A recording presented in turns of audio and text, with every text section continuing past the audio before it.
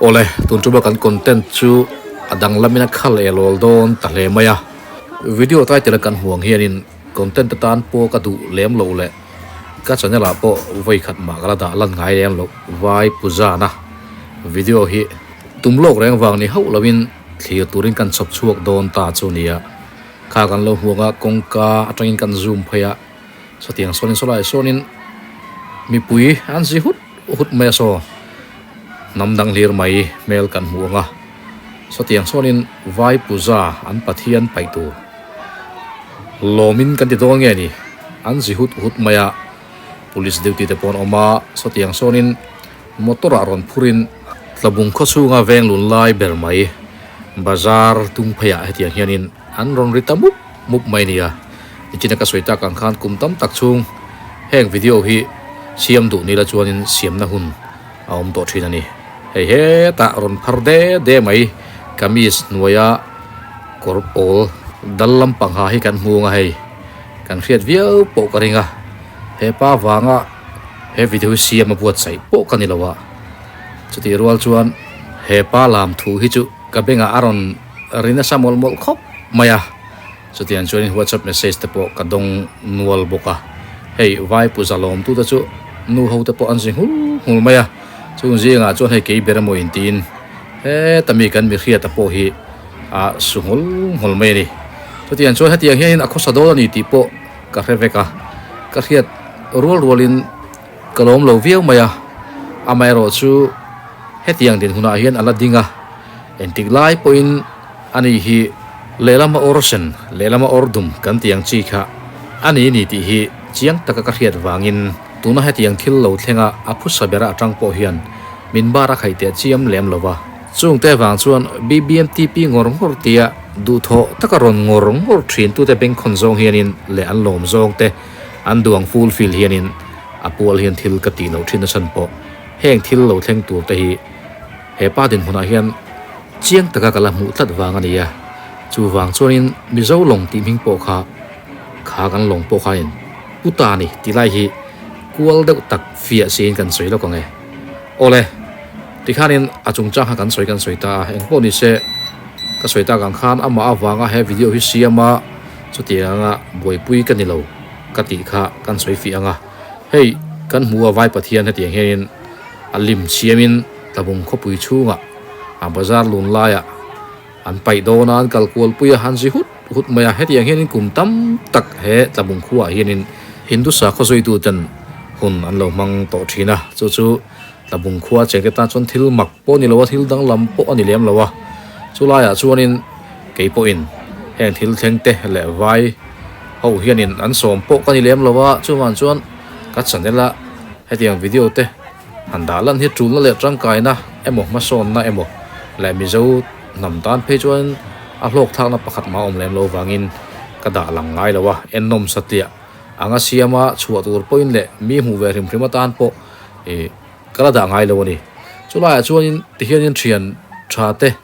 le midang khwal khuwa tanga helai hmu local te online mi khwal tam tak helaya an ron ve wa ka chung te ho po chuanin mak an lo ti riau mai hetianga nga vai pathian paina a pujana ani an chu voin hi dusera antibika puja kha chu rang omanga an pathian paini kha dusera nia chu tiang nia chuanin hetianga nga kho chunga te an lo kalpol pui thin na khuwa hi tlabung chau hi nianga ti ten han soirik ta ka chuanin e khai hetiang hi alo ni te rengem mizoram hundanga te po hianin hetiang thil hian lo ti ve vak ngai lem lo ani te phei chuanin hei tabung khuwa hian dang lam na riau kan nei le don ani chumole tin tabung kho dang lam na ani kha chuanin i mi te hian han khrewe se ti kha rel ron lian le ta riau maya chumi wang chuanin video te kan siam chop chil ta chung mai ani kha kan hmuanga kongka atanga vazum phei de kha kan nia pona po hen ga chuak wal au ngam meu lo ani anuam ka ti lo ani hetianga vai pujana athala han vei wa vel ta po kha nuam ko tilawa chuti rual chunin mizo te po hemi an pujana han thira mak tia en te po nom nual thowa kanim dem ngot theilawa khalai khanin a kholam sa do tan phei chunin mu ngai lo thil kha ton ngai lo rama an tong tina ni ta chung te wang chun han thir a han en vung te po kha thil ol sam to tak chunia tin alo muthang to te tan po หัวthil han re deuh thut na te chu han hoi phei mu thei mai ni te ka chuan lo thlir du te pawh khan om ve le zal tho boka chu tian chuan ko thlir dunga an fan puya chung te pawh chu han zui zeli la chuan in I ko thera an remove muk te pawh pui tham le kha tianga I turu ve tak mai kha nia chu tiang khuwa chu tabung hi kan lo ni ani mun dang atang hianin mizo ten kan zoram kan mu dan te zoram chunga thil om dan te kumtina thil in hel dan thin te kan lo chu dana hianin kan ngai tu tel mi lo le kan hriat lem lo te kan mu ngai lo thil te tabung atang hian mu tur hi dang lam deuh te alo om the ni ti kan hriat ta ka khanin mizoram hi jim te mani sela heram jim te chunga hianin atam zo kena kan la mu ngai lo le kan rama om ve a ti ve thina ni ti po kan hriat ngai lem no thil te po atleng ve fo thei don ni ti kan hriat ta ka wangin he video kan siama kan buat sai ta ria ni china khania tirlama ka soirik tak to na kan mu ai kal liam meka chungchang a khanin he pujana kal don ni ti po ka resa veka ka ti lai kha tren ka chuanin I riat sa chuan inga tinge kal lo turi ti lai kha in question tur ani hal po kan ringa chulai chu nia adi khop maya ani hianin athil du ti don hianin miron ngai mi lawa thil enge moi ti don chuan min ron ro ti kha voi thum ka ril to ni chu ka voi thum ril to nuwa khatianga nga min pal sam le tumani ti ka riat khanin zale da lo mani ani dang tu tur ka ni love ti kha ka ril ro lo lang hala chu wang chuanin han khuwa khir tumna po ka nei talem lowa chu baga baptisma em pola chang lowa tin kong thui tak alo omani ti zokha keima hianin achiana wangin ani khuwa khira khatianga zalen lo kan da khanin helna emo freom ti ru na te po nei theidonin ka ria chuwan chuanin zalen taka duang taka ahun man kha arema athianga adik na chan vawni ti ka theta wangin ka khap du talem lo ania tin chuti rual chuanin mi hring kanin kai ruai hian kai ruai tu chon thunei na te aman dan tur tele aman hun te po a ria in ahuna chuan amang ngam tur te po nia chu ahun chu tun hun hi ani te me umaya ka mangam lo po ni lawa amai ro chu ka man na tur zo hi ka riat chena wangin ka mang talo zo kani athin lung hianin achunga thunei na kengko tua emo kai huai tua emo min pom miau lo wangin keina chu tiang power kalo in pek chopa achunga kalek ko khanin omje nei don lo ti ka rechianga chu wang suanin ti hian du ang takin adu thanna mangin han tal pol sela ti lai kha tuna kan din mun dik tak chu ne ka heda wagin he muna kalpo hi engma khapna emo rem ti lo na emo ama wa biak zui na emo po ka nei talem lo wa chu tian chuanin aduang takin zinga tangin hun manga min hulawa nimin lama po min hulawa pathian ni atang khanin he hun lo thleng tur lo ur lokin zan lama te polo tal na sa he ni ti te po kan freshun zom taboka eng po ni sela he mi hi kadu reng wanga thlang po ka ni lova amai ro chu thlang tuina thlan chhan ro ka riat tir to chu atok mai ri a riat to na tang khanin aturali chuan chunglamin ro achunga alarel don khope tikha ka thutluk na anita ani ti chuanin hei vai pathian lim chu hetiang henin ro pui tak main aro pui theyang ber niang chu helaya chuanin chutian chuan he sa kho zui tu te chuanin an chai kual don ta an han lam kual pui na hun turi li cheng field kan ti khania he muna hianin hetiang hianin an han hung remanga chutian chuanin au rual na tenen hun rei tok fang chu an han chai kual don chuanin de ber mai ome hei nau pang te pon tam hle maya motor po anin zui dua maya tin vai pathian te chi te po ti khon motor khana pon phur kual boka khuti khonin he mun li cheng a hianin an lam kual pui rep mai do na hei tlangwal thalai te po anin tinal viawa selfie ten tian nu te po anom boka hei heng te po hi nu anni lomarin omain chal noisan dura so tian chuanin vai nu ho te po he huna hian an kal deuh vek zela an zawai mai hian pathian thalian turian an kal thin te po tila kan soi sual viau rin omlem lo ve ti son so en tu so anom ve furmaya so pavilion chunga te po an lo na so tiang sonin en tu anoma helai huna hian suit ten vora ti hian hei mei khulet let tenen an pathian hi motor tang hian an han hlang thalea so tiang sonin an auru langa an han lam hualanga an zi hut mai thina nia kumdanga chuanin chu tianga nga hun an man chuanin ni sat deuh hi chuanin an beirei lutuk lowa tin khochunga hianin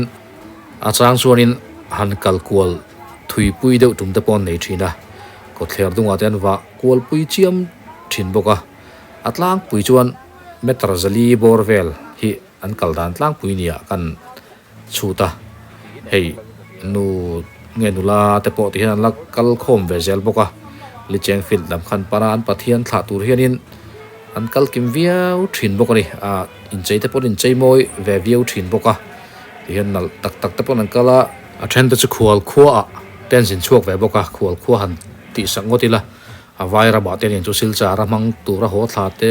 a then te chu khu ta chanai te po theng thla te pon om ve thin boka chu tiang chuanin vairam lama tanga tlabung lama aron ho te pon om ve tho boka he an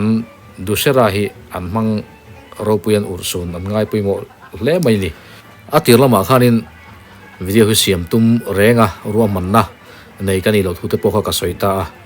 chutian chuanin hei tum lo angin ani zel tong chu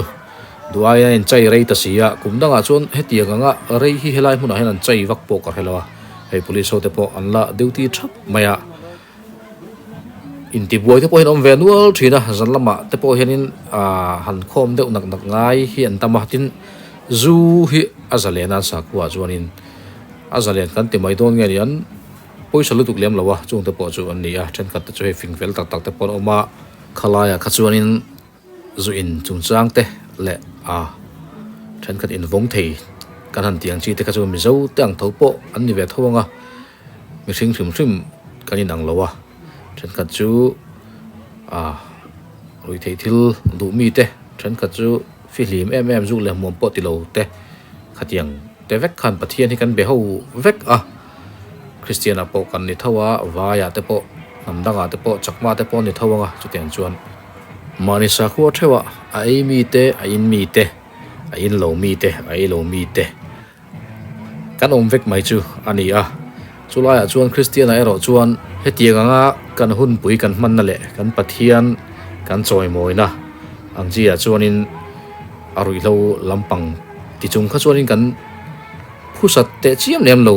kain thlung thina ma se an mani sakua te hi chuanin khang kha in thlun phanan khan an mang lem lo ni te poinan langa chulai chu kan soiri zuai ani hei chakma te po an om ve an kal ve then khat ta chun tal ve ta sa thina kha kan mi thinga po kha chakma ni a tal la sa po la chona watanga an pathian ani ve mi lo ani ani taka chuanin heta chakmalang te po kan bia ka mel khiat te po in pathian ni vem tel vem katia tel ve lo antia inan lo tom thap maya chu tian te po chu ka tong boka then ka te ro chu an mani beramo intia khatia nga heng vai bengali tenen po tong in riat po ton ol sam chakma tong lo ni na la ya tel ve ta ta in ngai te po nom ve boka chu tian chuanin tel ve lop thin boka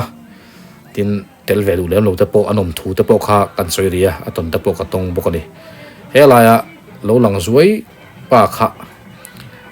rupak de ania ani kha kan chadel lo en na sa thin tu ania tin hei hi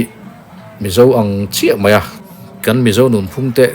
em mai le then rol kom thiam tak mai ania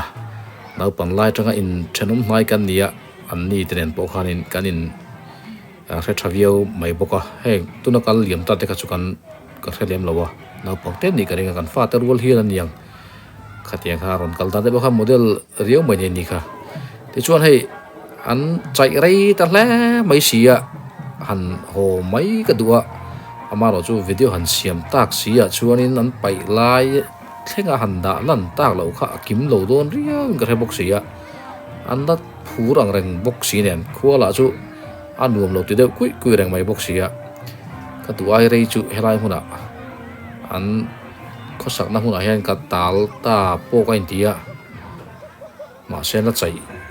cua dẻo mày bốc xí à chú vàng chú nên anh tia hành động chi cái nhiều bắt cái ngạc lệ đâu chỉ na các ngà chung khai nên ở đây thầu bốc xí à chú vàng trong video thì cần xem lệ à so là mà để bớt police hốt để chặt tắc mấy để cho nên anh là duty phần mày à anh duty bọn này so khóc mày à so tiếng so nên sẽ tìm mail popular lâu khanin chặt tắc mấy duty ắt mày à anh mail hụt bốc khăn nuông vía mày bốc hay à phút sau thế là cho anh là zimut mut mấy xí à thì hiện nên cần her liam đồ này thì niệm tắc mấy her tuk lom mấy xí à alai à con khu anh chỉ hút mấy đi à cần mi Singapore khá khu ngay về là khu anh asuve vía ta te point cả ringa anh tin tắc cho nên anh tal po lang mo thì te poril ru aron lang về lại rồi China hey anh làm hút ta thì hiện nên à thiếu thu hành soi te bộ phát hiện thu hành ngày thắc thì về cả về làm lâu đi cả rồi ngun China à sang cho nên à thiếu cái đầu tuần này kan ngày te anh committee chairman ang te po kan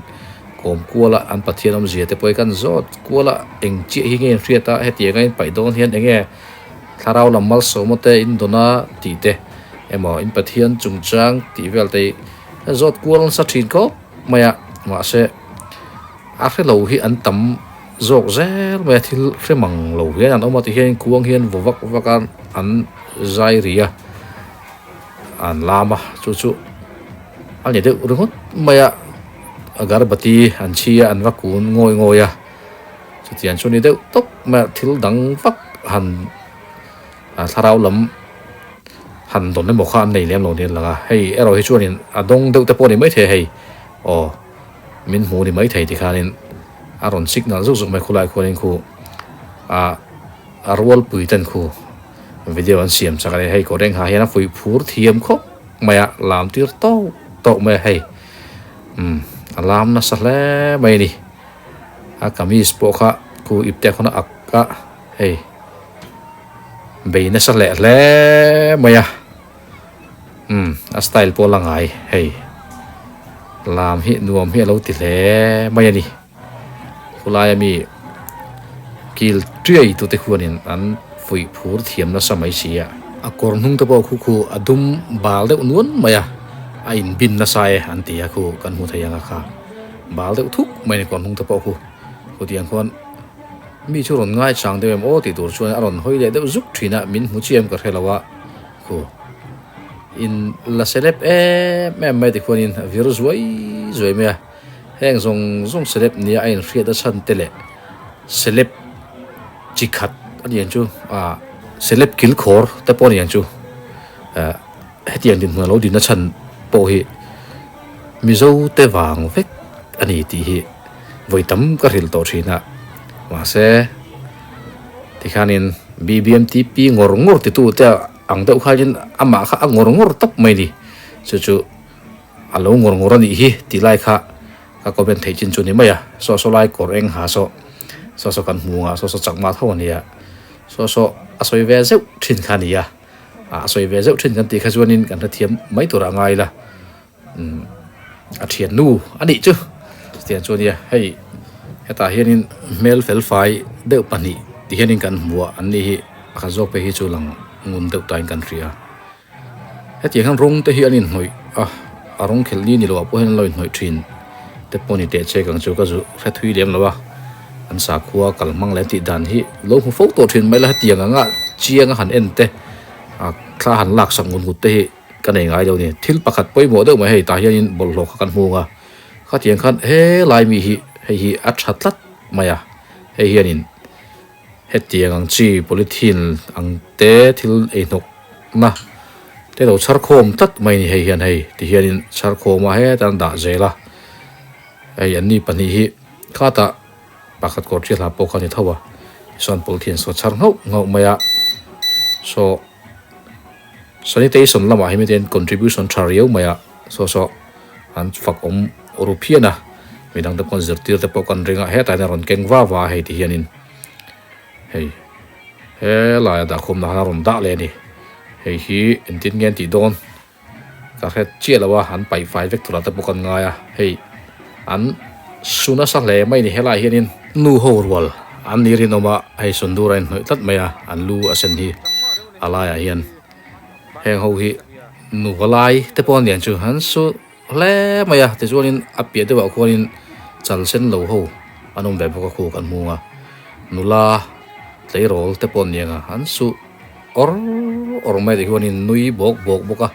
pathian ma ko riang khonin limlai an chen ani de ber mai ome khai hei chen ta chu an ding zoom ve zut boka an mani mi hring ziang zel khanin an thil dona kha an rau chana kha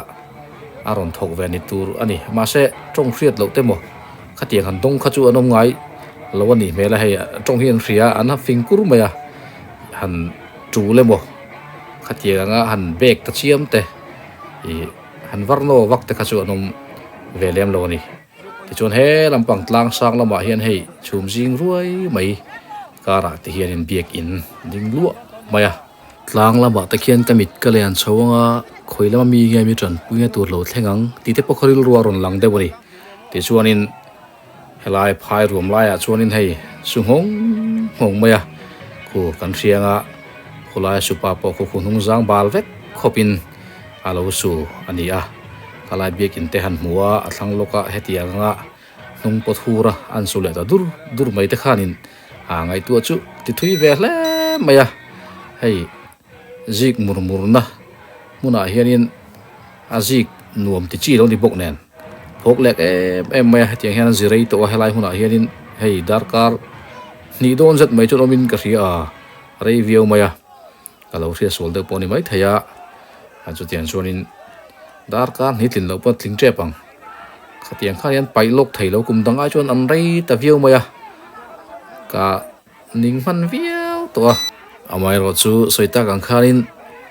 a finishing an pai lai ber mai kha en tin nge tui pu chu an pai nga ti te po kha khe chak emo hu chak mu zui du ta kan om le nual kha karin boxi wang khanin kan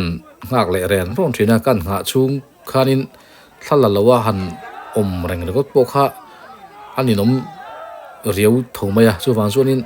ti hianin an pai tur hanin buat sai lai vel te kan lakwal le thina nung chon zogin kan la nasa boxia wala taka wala ka a kei bermo intia a thala tu pa beranga valan kha ngom pokoti le chuang lawa chu wang chuan a hla tang hian ti hian kan zoom ta thina nia tlai to view maya khu light te pon et vu khu thim view to ni ataka phei chuanin camera hi kan ti eng chu wang chuan kan la mueng ania khu ta te hon khu light in an en to zo kania chu tiang chu ani khuwa anwam lowa thli thafur to a pai dona te khuanin dim tak si ui do si khuan tikual thina an pai lok lowa chu kan riang an thom te po chu nu ho an han u chu mai bo khating khanin nu ho rualin an u mang khan an thla te po jang chu an han an lei kha an han vor viraniang berang chu mo kha khatianga an han u kha ending ti takpo ko khalawa harve view mai thebo ka chutian chuanin thla don hei an thlok phallo ve deuh thina ni ti hian an chel ruai reng maya thla la sup boka tunma deuh chuanin hetianga vai pathian an pai don hianin poisa te po an pai tel nual thina tin songa kutkara te sonin poisa te zep tanga chutian chuanin an thla liam thina ni thil hu te po an pai tel bok thina tunma hianin lati zelem ka hetalawa an ni po hian seta na in rol na sa tun tum kan puja chu te po hian ti ve mai thin boka an bo ru khi tun ma chon phato lo deuh hlek thina angani drama han changte tin zan lama an thalai te han tlai war thin na na te po tun hu chon tlai war thei po hian mu mal to lo di mela chu ti angan pathian a faka hun manga zan khotai rek thlenga hun mang pe te po hian tam to lo ve tial te po nin an soi ve bok thina tun ma chu an thom thrim a pon tlu lo do chuan ka se ke point ko mobile phone ek chu maya ti khonin hun rang an thon dar nge nin tingen ti ka khelawa vai ho hianin hetiang hian pathian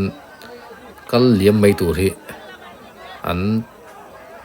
thla ruai tamai nia ti khalin pil don ta an va hleu phei pui deuh thina waw ka matanga hnol thamei lo hianin ti sonin an va hleu phei puya tlangwal thachak deuh te khan hanin som khoma tin an jinga son pa ho atok to han ti tu turang walu pa ni chu tian chon tel nge boka than khat chonin so du tok lok lova va chai kual rep te an chinga chu wa chonin walu pa deuh kha tok to han tia an trin dar tir thin bokani ti hianin an hnimpil an nor pilani deuh ber maina ma se arun lang le theya pil thadu lo ria ba vai pathian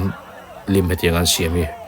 lang deuh nun chi te po thina than khat te chon va hlewa khatiang khanin tun ma chuan a poisan paitel te kutkaran je te pokha anwa la le tan va chhar thin bokani tin he chaklama po hianin ate chi kha kutiang khon thalai deuh tan an hleu puya